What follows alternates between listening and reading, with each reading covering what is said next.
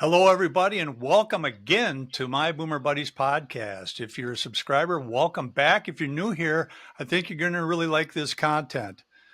I cover a lot of boomer related material like pop music, old TV shows, movies, history, sports. Well, today I'm going to do an interview with one of the most interesting people I've had the pleasure to know. He's got quite the resume. It could take a half an hour, but I'm going to try to do a little 30-second synopsis. I'm going to introduce you to our guest, our special guest, and then we're going to get into it. And you will enjoy this, guaranteed. Okay, my guest today, he's a former farmer. He is a motivational speaker. He's authored 2 books. He owns a bed and breakfast with his wife, Jill, and he's a renowned fishing guide. And there's so much more. He's got running camps. Oh, and by the way, he was a world-class athlete, a marathoner. In 1981, he and Inger Simonson, they finished first in the London Marathon, the inaugural race. And he's known for the duel in the sun the next year, where he took second to Alberto Salazar by an eyelash.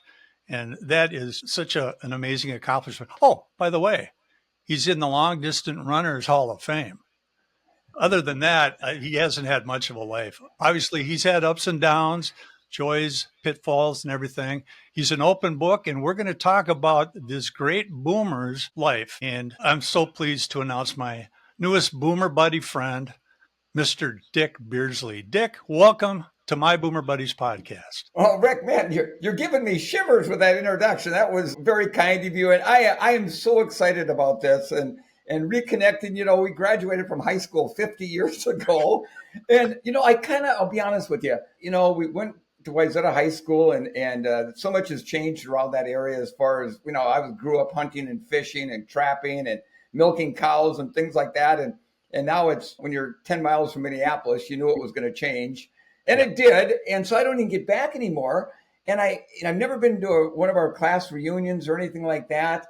And now through Facebook over the last few years, I've been able to reconnect with, a lot of old classmates. And it's been great. And maybe, just maybe, if we hold a 50th celebration for graduation, although our class, they always do odd years, it seems like. We probably won't have it until the 53rd or something like that. But if we have a 50th, Rick, God willing, I'm going to be there, and it'll be fun to see you in person and a bunch of other old classmates. Yeah, I totally agree. Mutual. Yeah, we had an 11-year class reunion. We didn't have a 10.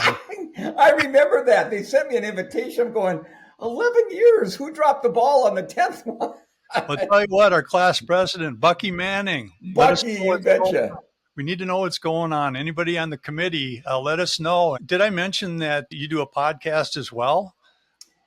We do. Me and my best friend from college, we've been college buddies for 47, 48 years now, Mike Dunlap. And Mike was a real good runner back in the day. In 1983, he ran a 2:18 marathon at the Boston Marathon. So a couple of years ago, he said, "Hey, Beards, we got to do a podcast." And, I'm about as techie as a polar bear. We decided to, and it's called On the Run with Beards and Dunn. And we have a lot of fun with it, Rick. I know you've seen it a few times. And we're fortunate with my connections from all the old legends like Frank Shorter, Bill Rogers, Joni Benoit Samuelson, just to name a few. We've been able to get them on our show. And I tell you, Rick, Mike and I, we just kind of wing it by the tail of our pants, but it seems to work and we have a good time doing it. We try to keep it to 45 minutes or something like that, no more. And it's a lot of fun. I'm a subscriber, by the way. I appreciate that. I check it out whenever I can, and I'm thoroughly entertained because I'm eavesdropping on good buddies having a conversation. And that's what it is. Let's tell the listeners how we met, how we know each other. Well, now you were a big baseball player, if I remember right, correct? I played baseball at Wayzata. Yeah, at Wayzata. Yeah. And then we were in the same class, but I don't remember how we actually met, Rick. Well, I'll tell you a little story. Please do. You played Little League Baseball. Yep. And you played for the Wayzata Giants. Yep. Right? Well, I'm going to throw up a picture right here. Okay. See if you remember this, Dick. Oh, my gosh. Mr. Schetzel, let me see. So down with the catcher, that's Bob Sween. Bobby To the, Sween. to his left is Jim Penningroth, I think. I'm in the upper right hand corner. The one standing with his glove up his chest is Mark Mamaki, I think. And are you in there, Rick? No, I played for the West Medicine Lake Community Club, and Oh yeah. you were our rivals because you always had a loaded team with Pennygroth and Bebo Schetzel and Bobby Sween, and you're in Oh the. yeah. And so I always look forward to playing you guys. But there's a little blast from the past. So we were rivals against each other growing up. Oh my gosh. I tell you what, Mr. Schetzel, he called me gutless. And it wasn't he didn't call me gutless because I wasn't a real good baseball player because I wouldn't stand up to a, a fast pitcher. I remember a guy named Ron Huns or Hines. He was like way bigger than us kids, and he threw a fastball like no tomorrow. And I'd always back off the plate. But anyhow, I had a appendicitis attack. I was playing left field, and Mr. Schetzel runs out, and I'm laying on the ground in just excruciating pain. And so he gets all the other boys on the team to come out there, and they make a circle, and he stood me up, and he kind of pulled my baseball pants down just enough, and he took the eraser end of a pencil, and he just kind of rubbed it down there, and I fell back to the ground. He goes, "Dick, you're having an appendicitis attack." I think I was 12 years old, and yeah, my folks were at the game, so they rushed me into Dr. Martinson. Him and his brother had a clinic in Wayzata. They were town doctors, and they said, "Oh yeah, he's got appendicitis," and they took me to the hospital. And the next morning, they took my appendix out. So that's why he called me gutless. Oh, that's funny. So there's a little blast from the past for you, Dick. Oh, what a great memory that is. And there's some great baseball players in this picture right here that I played with in high school. And yeah, so there I Right. shared that with you. Well, thank you for that. Well, sure. And then another thing you probably don't remember, but I think we were sophomores and they had the Sadie Hawkins dance where the girls asked the guys out. Right. Well, they had this thing called Little Abner, and there's three guys that were up for Little Abner. It was me, and I think it was Dave Jordan, is it? Yeah, Dave Jordan. And a guy named Dick Beardsley. Well, Dick Beardsley beat us, so what No, else? Rick, that was when we were juniors. Juniors? It was our junior year, and I was dating for quite a while Sue Dorweiler. She lived on a farm. As you went up Highway 101 off of Highway 55 by Hamel there, Yeah. her farm was on the top of the hill there. And so, yeah, I remember going to Sadie Hawkins dance, and I couldn't believe I beat you two studs. Honest to gosh, it's like, There was no stud in me as a junior in high school, and yeah, we wore the straw hats and the bib overalls. yes, had Yeah, a piece of straw in our mouth. we took the crown. Walleye Beardsley took the crown. That's funny. That name got pegged on me when I was in junior high, I think. Walleye Beardsley, because my love for fishing, and I started guiding when I was in high school. And the only one that everybody called me Walleye except my track coach, Mr. Schuster. Remember Mr. Schuster? Ward Schuster. Yeah, Ward Schuster, and he called me Carp instead of Walleye. He called me Carp. Oh. He's got a sense of humor. Oh yeah, absolutely. He also coached football. I remember him. I played sophomore year, and then I concentrated on baseball after that. And Rick, you know who I'm still very close with and still go fishing with is Jack Osberg. Remember, he was a football coach. He was my science teacher. Yep. And I remember, I still have trouble calling him Jack. Even at 69 years of age, I still want to call him Mr. Osberg. But no, you call me Jack. So, but anyhow, I remember when Jack, I'm going to call him Mr. Osberg. When Mr. Osberg, I had him in 6-hour class. And if it was in the spring when I had him, the day before, he goes, "Dick, the weather looks like it's going to be really nice tomorrow afternoon." He goes, "Bring your boat to school with you." And he says, "I'll give an assignment and then we'll sneak out the back door and go fishing," which we did. And then in the fall, he'd say, "Dick, looks like a perfect day for duck hunting tomorrow afternoon." He says, "Bring your shotgun, put it in the back of your truck." And he says, "When I give a class assignment, then we'll sneak out the back door and get out dugout. Oh, I love Jack Great, is a great guy. wonderful person. And so 2 years ago, his son owns a cabin on Leech Lake, not too far from where I live, and he invited me down for breakfast with him and stuff. And so, when I was a senior in high school, I'd saved up and I bought a brand new boat, motor, and trailer. And Jack bought the boat I had. It was a smaller, I think it was an Alumacraft 16-footer with like a 10-horse outboard on it. So he still has that gosh dang boat. He went out and showed it to me. So yeah, great Well, memories, Rick. it's sentimental for him too to keep it all that time, all the good times he had with you. We had great teachers there. I know that Yeah. Sue Jules, always on Facebook, Oh, amazing, and Connie Lewis. Uh, oh, her husband those Jim was a teacher Jim. there. Rick, I never had Sue for a teacher. My two younger sisters did, and Connie, I think she teach home ec or something like that. I think if I remember right, I did have Mr. Lewis for a teacher at one point, but been still keep in touch real close with Sue Jewell and Connie and Mr. Osberg, and it's been fun to keep track of how they're doing and everything too. Yeah, and I'm doing the same. I'm keeping track Right, as well. Well, let's shift gears a little bit, you Dick. bet. It was fun talking about how we got together and common memories and all that. But I want to know, how did you start the idea of marathoning? I know you ran cross country because you guys were Yeah. running while we were playing baseball and all that. So how did that evolve? You bet, Rick. So when I was a junior, up until I was a junior in high school, I was so into the outdoors, girls weren't even a part of the equation. And then in 1973, when I started, I think 73, my junior year of high school, I remember when I walked through the doors that day and I got a little ways down the hall, and all of a sudden my hormones must have changed over the summer, and girls started looking a lot better to me than like a dead raccoon laying alongside the road. But now, believe this or not, Rick, I was so gosh dang shy, and the thought of even saying hi to a girl, let alone actually talking to one, or heaven forbid asking her out on a date, just scared the living daylights out of me. But then I saw studs like you and all the other guys that were good in sports and wear your letter jackets around school and everything, and always seemed like he had girls hanging all over you. And so I thought, that's it. I'm going out for the football team.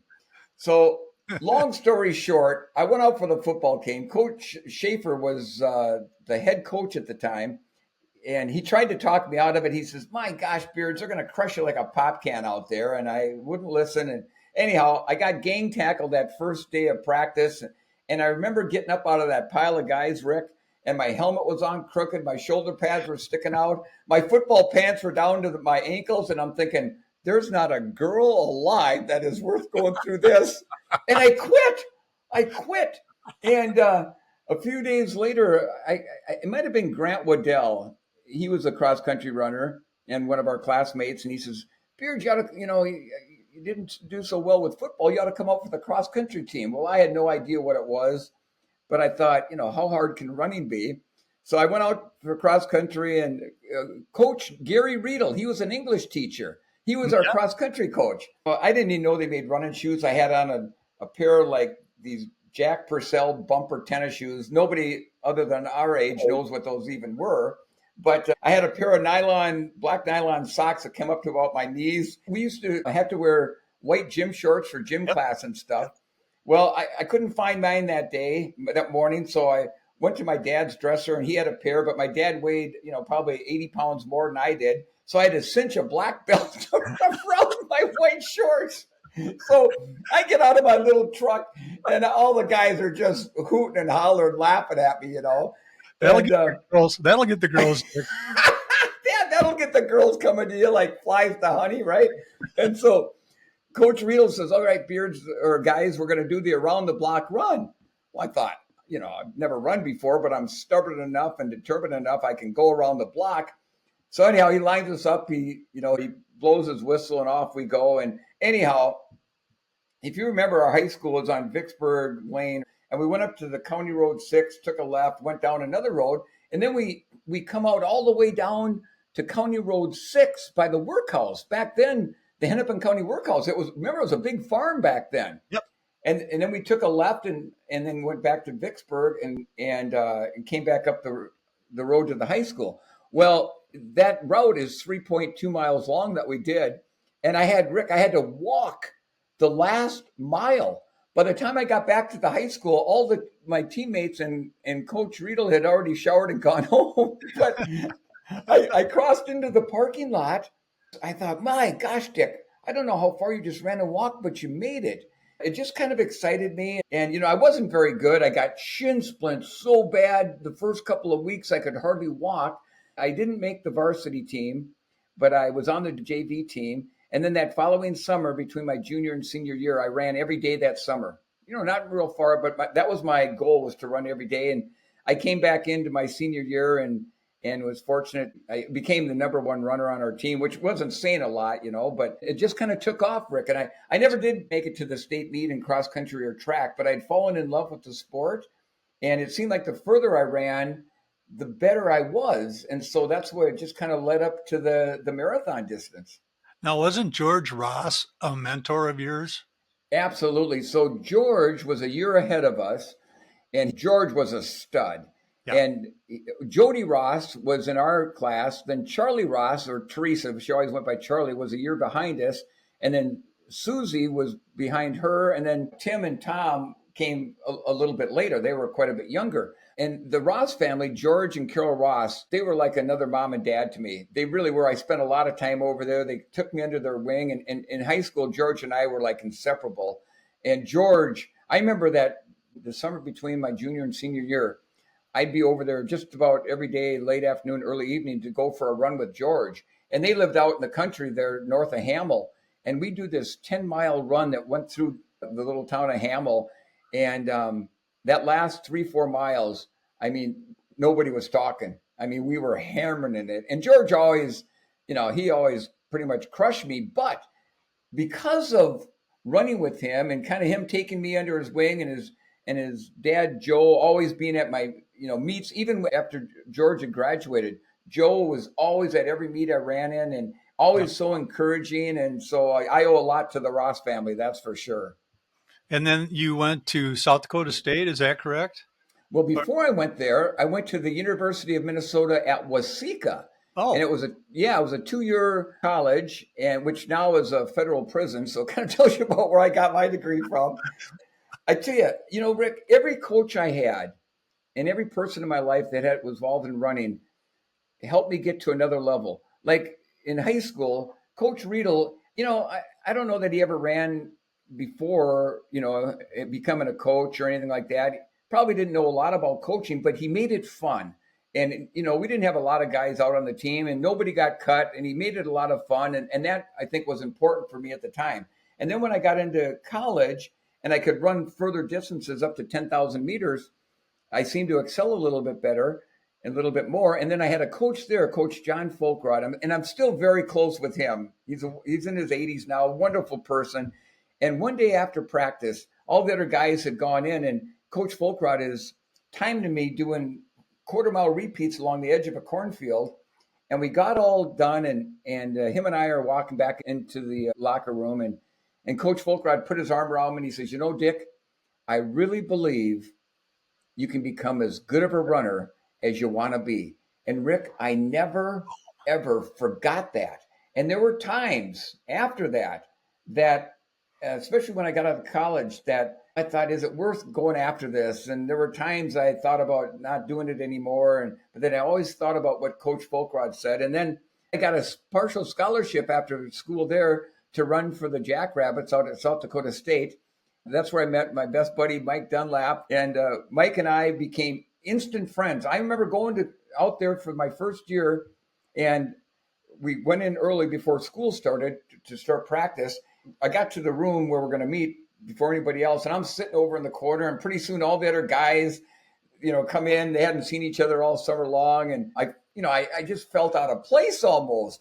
But the team, they so embraced me, and especially Mike. I still got lifelong friends that I stay in contact there, even besides Mike. And Coach Scott Underwood was our coach there. And again, he was a coach that just fired his kids up. And because of him and my teammates there, I trained even more, was running 100-plus mile weeks. And between Coach Underwood and my teammates at South Dakota State, I was able to get to even the next, rung up the ladder. So I was very fortunate. I was in the right place at the right time, and a lot of great teammates and a lot of wonderful coaches.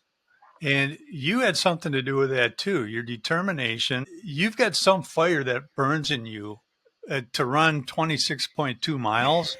I mean, Dick, let's face it, okay? I was lucky to run 90 feet. And then Well, you didn't have to maybe run any more than that, and Rick. then 180 if I was lucky. And if I was really lucky and the pitcher hit my round bat with his round ball and it went over the fence, well, then I got to jog 360. Where Right. you're running 26.2 miles, your muscles are screaming to your brain to stop, and you're trying to hold your bodily fluids in. I'm sure I can't Yeah, oh, even yeah. imagine what. I mean, you're the stud. I mean, what you went through.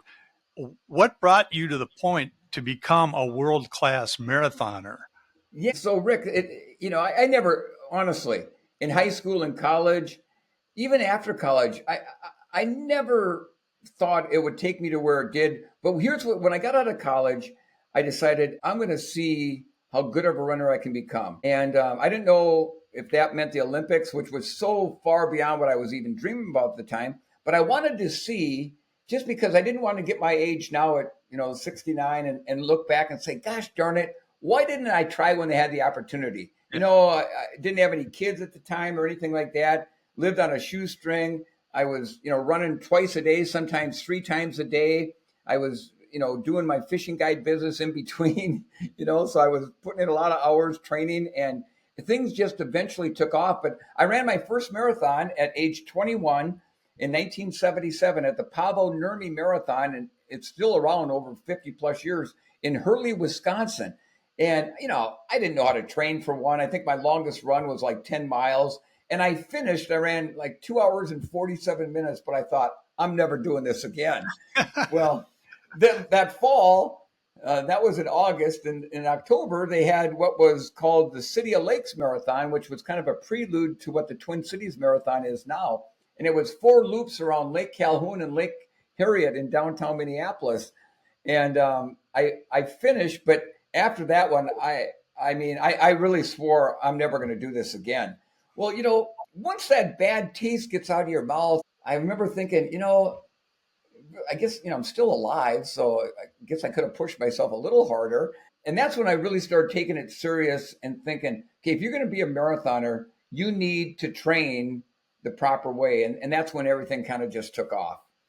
Yeah. When did you get your New Balance contract? Yeah. So in 1979, I had just gotten married. We were living on a shoestring and didn't have an extra nickel in my pocket. And the one pair of running shoes I had, Rick, I had to duct tape them up just so they would stay together. And so then I caught wind of a big sporting goods convention coming in at what was then the Radisson South down there in Bloomington.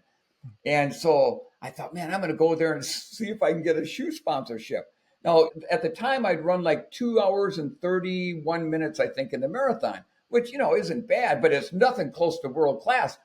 And I've always told this to young people that may want to listen is, we're so afraid to ask for this or that because we don't like the answer no. We get rejected. But, what's the worst thing they can say is, sorry, not interested. So I typed up 12 one-page resumes of my running career and had to double and triple space it just to make it sure it would fit the whole page. And so I'll tell you the short version. I go to the big hotel there, the Radisson, and it's not open to the public. It was open to buyers only. And I got kicked out 3 times. And I finally found a way in there. And I snuck in there and I went to every gosh darn shoe company that was there. And all the major shoe companies were there and even some off brands. And I'd hand them a resume, shake their hand, say, thank you very much. Hope to hear from you. And honestly, gosh, Rick, most of them, as I walked away, I heard this crumpling of paper and I looked back and my resume was going in the trash can. So now I'm down to one resume. I've got one resume. There's 2 shoe companies left to talk to. I'm thinking Spalding, who makes, baseball shoes and stuff. They made running shoes back then, and a company called New Balance. And I'm thinking, which one? So I decided to go to the New Balance one. And I'll never forget the guy's name in the booth, Hal DeWaltoff. And I walked up to him, Rick, introduced myself to him, shook his hand, handed him a resume, and he looked at it. And he's looking at it. He goes, I'll be honest with you, Dick. The times that you've run at various distances, they're not very fast, but I see you are improving. But he says, you know what I really like about your resume, especially from a young person like yourself? He says, I love the goals you have set for yourself. That I really love. And then he says, Dick, what size shoe do you wear? And I'm not making this up, Rick.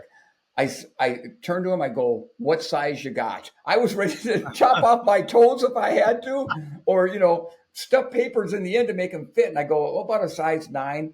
And he reached under his little table, pulled out a box of New Balance 620s. They number all their shoes. At the time, Rick, they were the most expensive shoe ever. They sold for $65, which was unheard of for a running shoe back then. So he says, Dick, try them on. So I tried them on, and he says, hey, run down the hallway a little bit here, see what you think. And so I did, and I came back, I took the shoes off, put them in the box, and put them on the table. And I absolutely meant this from the bottom of my heart. I wasn't just saying this. I said, Mr. DeWaltoff, these are the nicest running shoes I've ever had on in my life. He goes, well, how would you like them? I go, oh my gosh, I would love them. But I said, I can't afford a pair of shoes like this. He goes, Dick, no. He says, here, and he hands me the box. They're yours. Oh. And when I get back to Boston, where our world headquarters are, I'll put a little care package together for you. I'll see if I can get you hooked up with one of our running coaches, and we'll go from there. And Rick, I shook his hand. I walked out of there with that box of shoes under my arm, and my feet never touched the ground. And I remember thinking, I'm going to do whatever I can to promote, their products. So 10 days later, I get this gigantic box. I had to turn it sideways to get it through my one-room apartment. And I opened it up. Rick, there were 10 pair of New Balance shoes, running shorts, socks, singlets, tops. And I'm thinking, this is unbelievable. And the next morning, Rick, I put on a new pair of shoes, new singlet, new shorts, and I had a giddy up in my step that I'd never had before. Just from that, from somebody besides myself believing in what I was trying to do, I went up another level, and I've been with New Balance now for, it'll be 46 years in November. And believe me, it's not for my running anymore. If I ran, I still like to run. I'm a little hobbled because of my knee replacement, but if I ran any slower, Rick, I'd be going backwards. But I still love getting out there. But for them, it's not for my running. I'm kind of like the Walmart greeter for New Balance. They'll send me out to a running store somewhere across the country to do a little talk, maybe a fun run. But that relationship, they've been so good to me through some difficult times in my life, some good times in my life. They've always never wavered an inch. And boy, you can't say that about a lot of companies. No, you can't. You tried 3 times to get in there. You got in there. You're down to your last resume. You had 2 companies to choose from, Spalding and New Balance. You chose the right one because that guy saw potential in you and believed in you. And that's an amazing story. Well, Rick, it's like that with so many people. If let's say nobody would have been interested, maybe I would have decided, I just can't do this anymore. So sometimes you'll get a lot of doors slammed in your face. But like I tell myself, if one of those things you're pursuing and the doors keep getting slammed in your face, and all of a sudden somebody opens it up a little bit, man, you stick your foot in there and don't let them shut that door. And you stayed loyal. That's very admirable. So you've been successful in so many marathons over the years. I want to focus just for a second. Was the London Marathon, was that your first win? Let me think. Yes, it was a 1981 marathon, the London Marathon. And it was, again, because of New Balance. So a guy named Chris Brasher was the race director. It was this brand new marathon. And the media over there, they're tougher than the media over here. They thought it was going to be a big flop. Well, Chris Brasher was the European distributor for New Balance shoes. So he calls New Balance and says, hey, we're having this brand new London Marathon. Do you have an athlete that would like to come over and run? So they got a hold of me, and I'd never been over there, never been overseas. And I thought, heck yeah, I'll go to London and run. And it turned into a huge event. And now it's one of the biggest marathons, most competitive marathons in the world today. and you tied for first place. And I want to know, just take me, say, the last quarter of the race all the way down to the finish line. What were you thinking? Yeah. So when we're coming off, it was a little before that. We're coming off the Tower Bridge, which is the halfway point back then, and there was about 12 of us in the lead pack. And I'm thinking this is way too many people at this far into the race. So coming off the Tower Bridge, I threw in a real hard surge for about 300 yards, and the only one that came with me was a guy, I didn't know who it was at the time, but was a guy named Inge Simonsen from Norway. And it was kind of raining and stuff, kind of cold. And we make a turn and we come back towards downtown London where we finished by the Queen's Palace down there. And we're running on this uneven cobblestone. And it was super slippery because, it's been there for, a zillion years and because of the rain.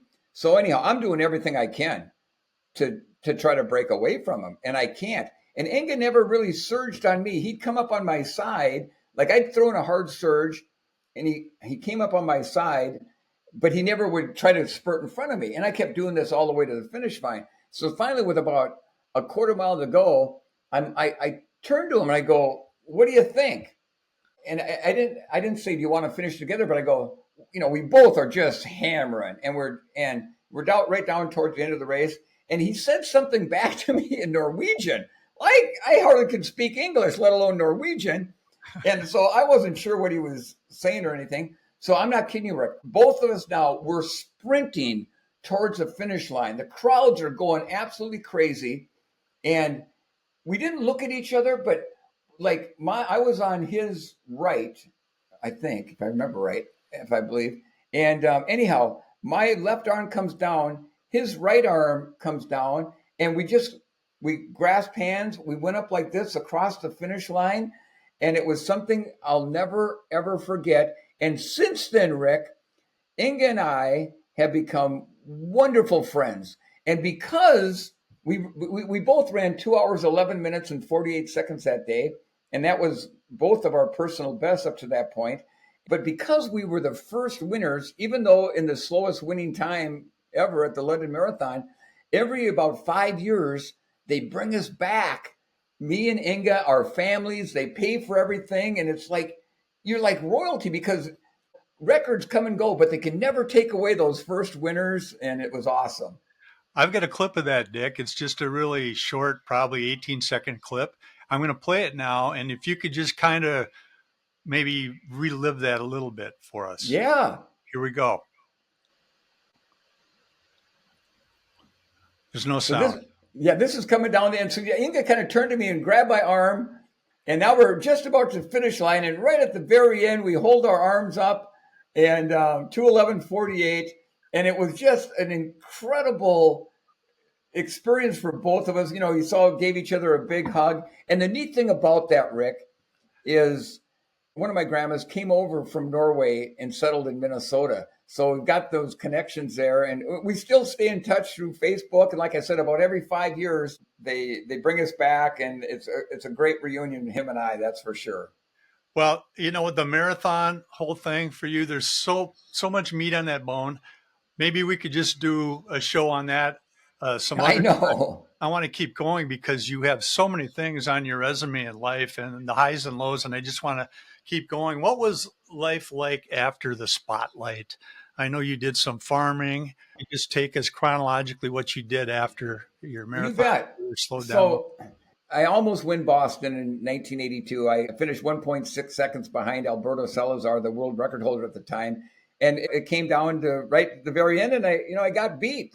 I mean, we both set the American record that day and broke the course record, but I got beat by 1.6 seconds. But I got to tell you quick, Rick, I don't think any athlete has ever got more bang for their buck than I have for finishing second in something.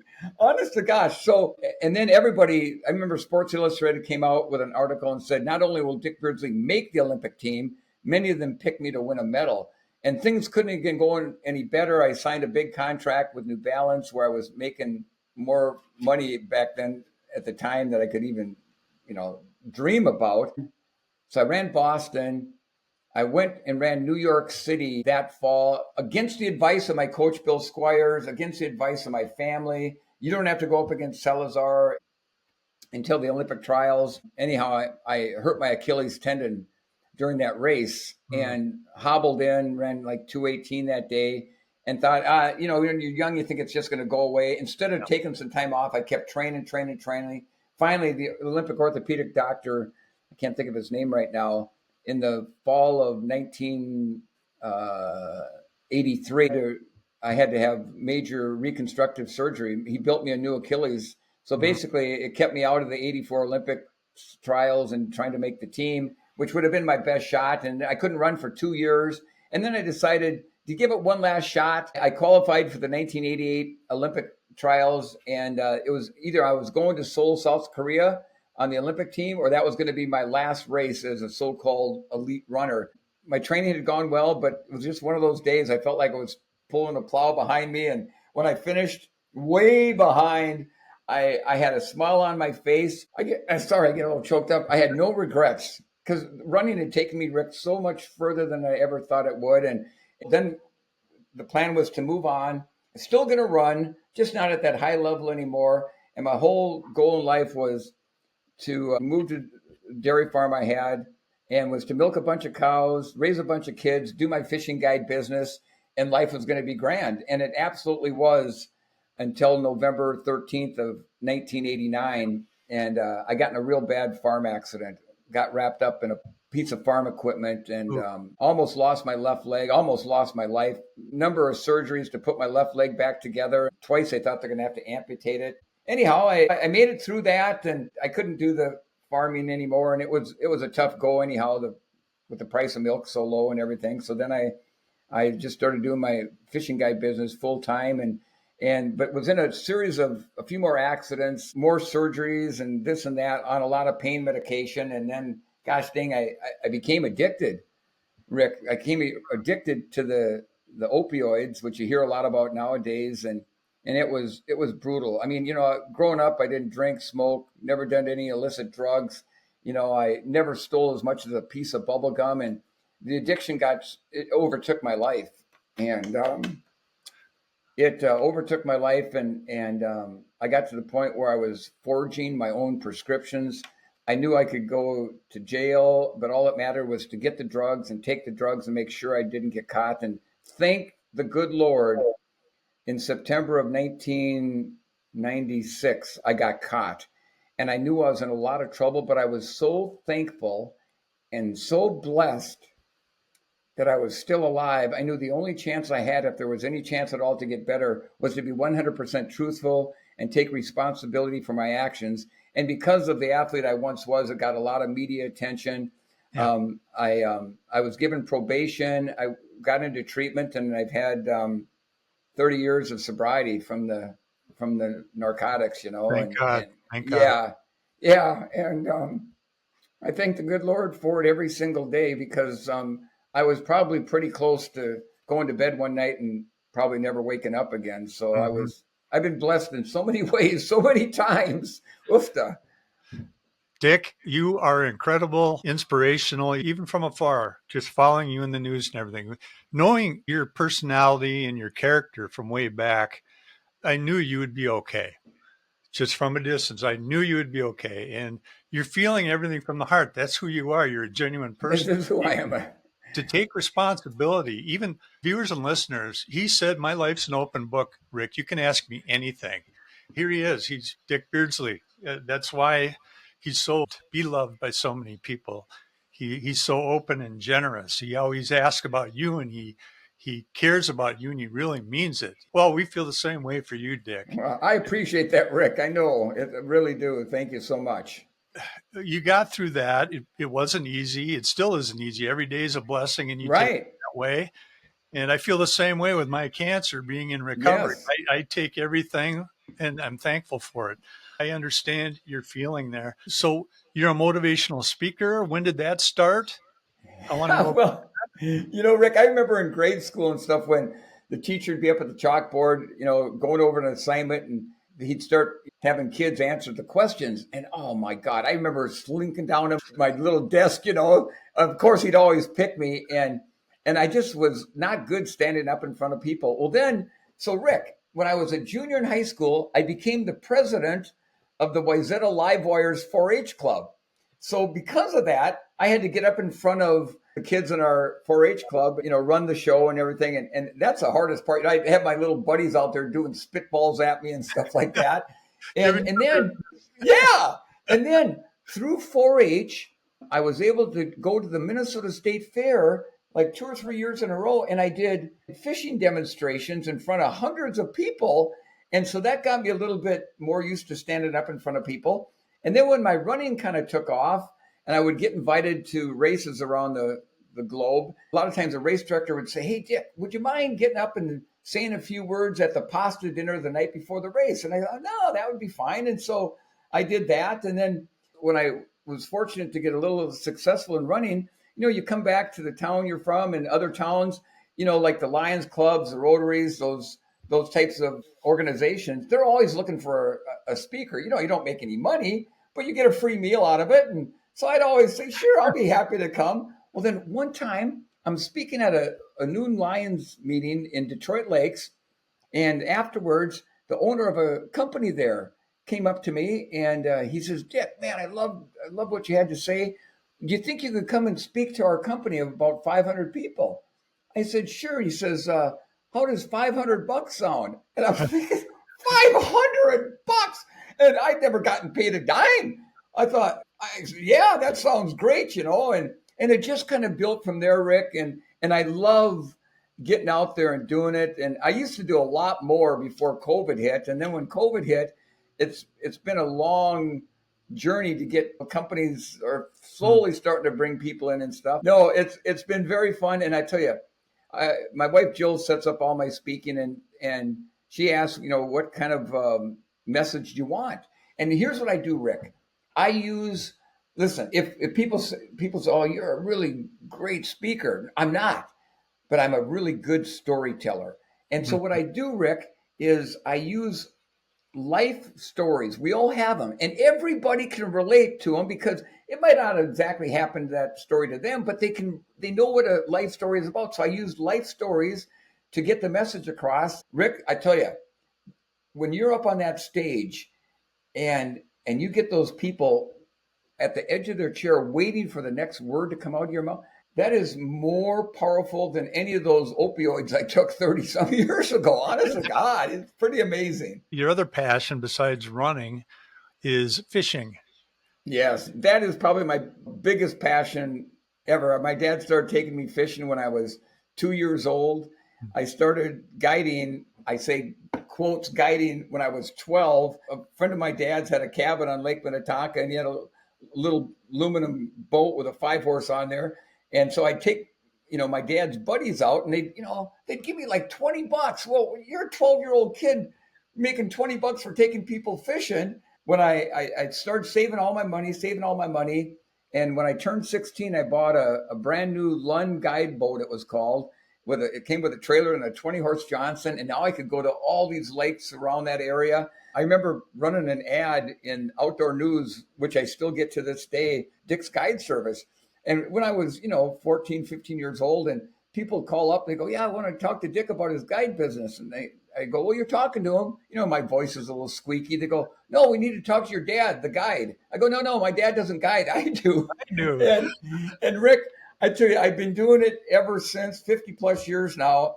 And I'll tell you, I've had customers for 30, 40 years that come back every year. And a lot of them will say, "Dick, when are you going to retire from guiding?" I said, "Here's when I'm going to retire. When I don't have butterflies in my stomach, when I'm taking people to the lake to go fishing, when I don't get great joy out of seeing someone in my boat catching a fish," I said, "that's when I'm going to retire." And Rick, I can't imagine that happening. As long as I'm physically and mentally able to do it, what would I do if I retired? I'd be out there fishing. So Right. I might as well take people out and show them the enjoyment that we can get out on our many lakes here in the great state of Minnesota. I must say that I do enjoy, even though I'm not an avid fisherman, I enjoy your reports from the lakes. You talk about the Bemidji area lakes, Yeah. and I'm like, yeah, Dick is good at this.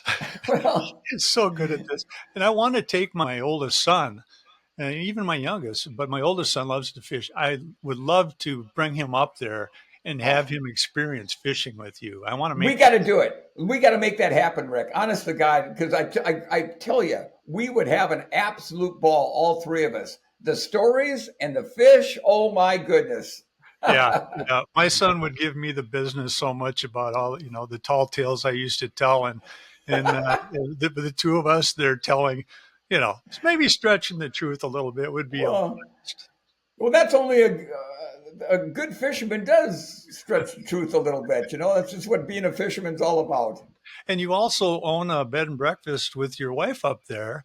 And Yes. I got to say this because he won't bring it up. He's too modest. But on Thanksgivings, and I believe on Christmases, you have a meal for the first responders and the police forces up there. And I just want to say that's a great thing that you and Jill do. Well, listen, Rick, Jill and I started doing that, I don't know, a number of years ago. And we're so appreciative of our first responders up here in the Bemidji area.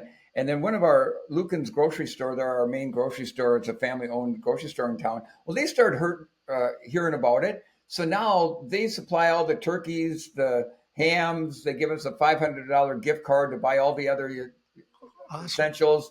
I know. And the police and the ambulance drivers, the firemen, EMTs, they so appreciate it. And because on those 2 days, a lot of them are on duty, they can't go home and have a nice hot meal. And then my wife Jill and I, we have this Lake Bemidji bed and breakfast, and really it's my wife Jill's thing. Like I tell people, Rick, I'm kind of her Sherpa. I shovel the snow in the winter, I mow the grass in the summer, but it's so successful because of her, and she has a passion for it. She has a passion. She has a green thumb.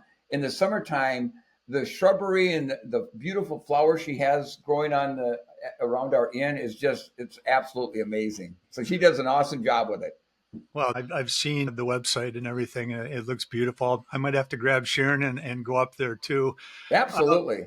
I do want to mention that you have so much on your resume and time is running a little short. But you also have your own race, right? The Dick Beardsley race. Talk Yes. about So, that. so Rick, so in Detroit Lakes, I lived in Detroit Lakes for many, many years. And in 1996, a couple of my buddies, David Bird and Mark Fritz, they called me up one day and they said, "Hey, Beards, can you meet us down at the Lakeside Tavern for lunch? We want to talk to you about something." I said, "Oh, sure." So I meet them down there for lunch and they go, "Yeah, we're thinking of putting a half marathon on in Detroit Lakes after Labor Day to promote the tourist season that it's still going on after, the main summer season." And I go, "Oh, that's a great idea." Because it's about a half marathon around Big and Little Detroit Lake. And they go, "Yeah, we're trying to come up with some names." So I'm thinking of all these names that have to do with lakes and stuff. And pretty soon they stop me and they go, "Well, Beards, we were thinking of calling it the Dick Beardsley Half Marathon." And I go, "Well," I said, if you think it might help a little bit." Well, that was in 1996. We had maybe 100 runners. And believe it or not, coming up that first Saturday after Labor Day this fall will be the 30th running of the Dick Beardsley Half Marathon.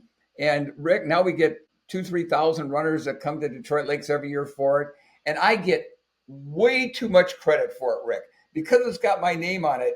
All I do is show up for the race. I give a little talk the night before. I congratulate people at the end. The volunteers that it takes to put on that race, they're already working on it already to get ready for next fall. So hats off to the folks in Detroit Lakes that continue to do a marvelous job of putting on that race. Never in my wildest dreams or Mark Fritz's or David Bird's minds did we ever think we'd still have this race going 30 years later.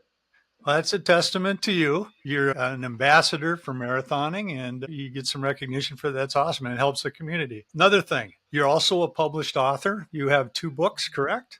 You want to talk about that? Yeah, so actually, I'm associated with 2 books. I've got one that I actually wrote, well, with the help of another person because I flunked 7th grade English. So, anyhow, that's another story. In 2002, now, I came out with a book called Staying the Course, A Runner's Toughest Race. It sold way more than I ever thought possible. And it's, again, kind of like our conversation we're having. It's an open book. I don't hide anything from people. Things happen for a reason, and look at it that I'm still alive and still able to go out and do things.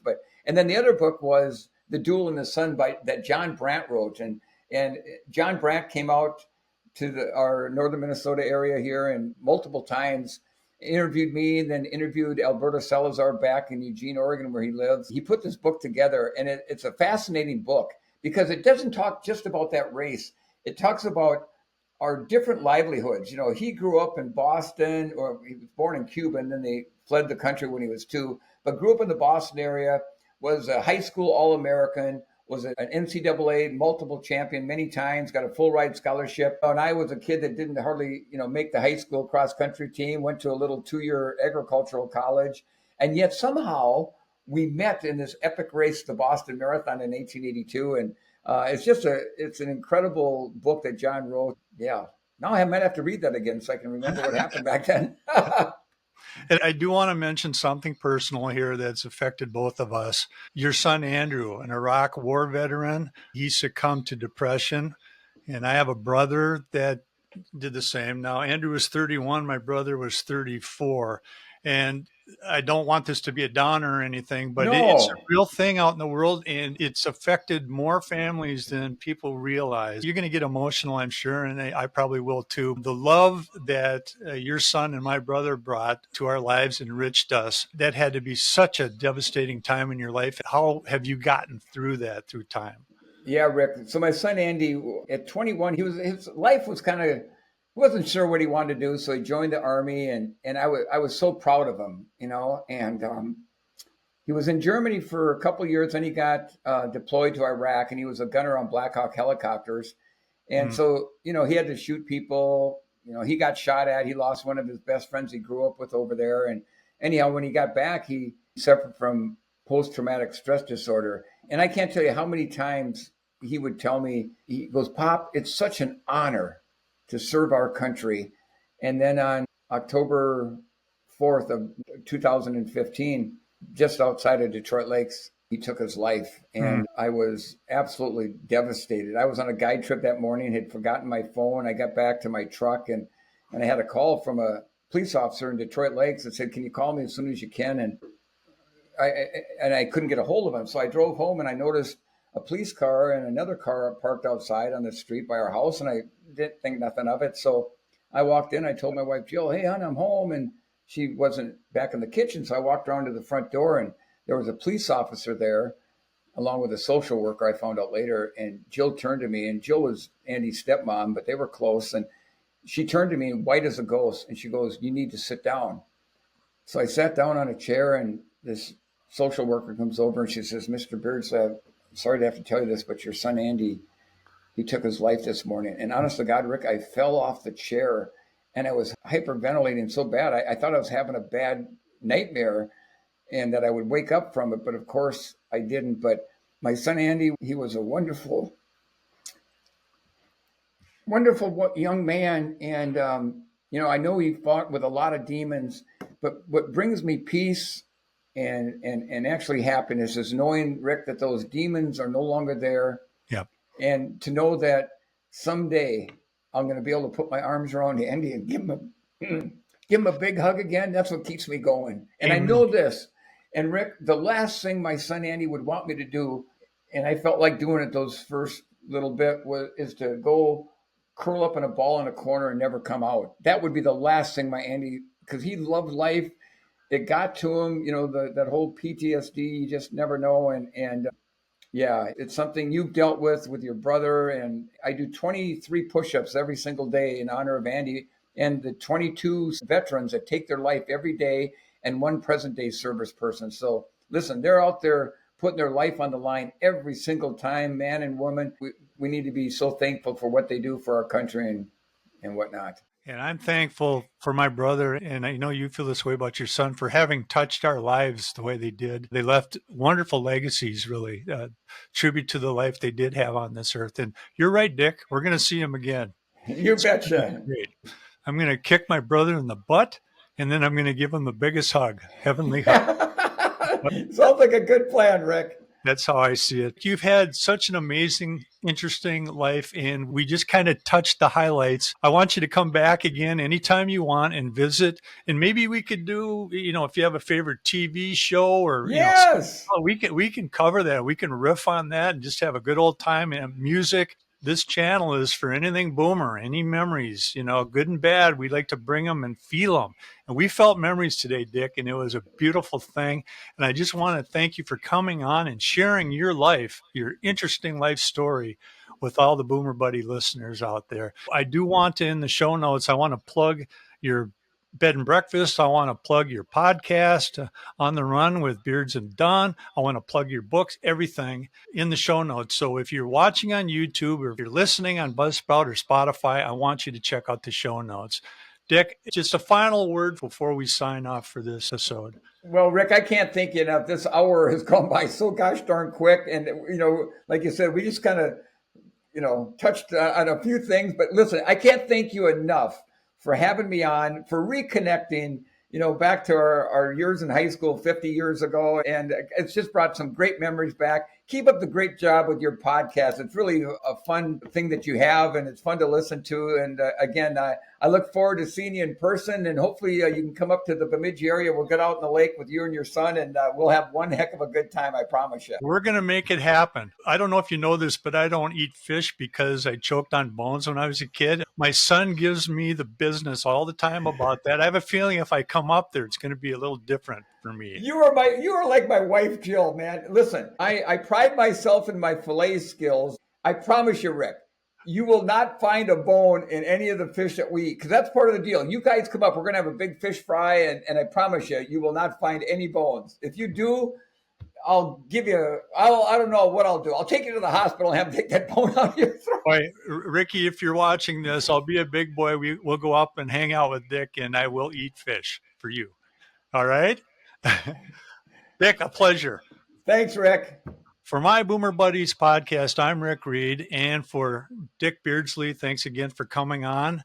Until next time, we'll see you around the block.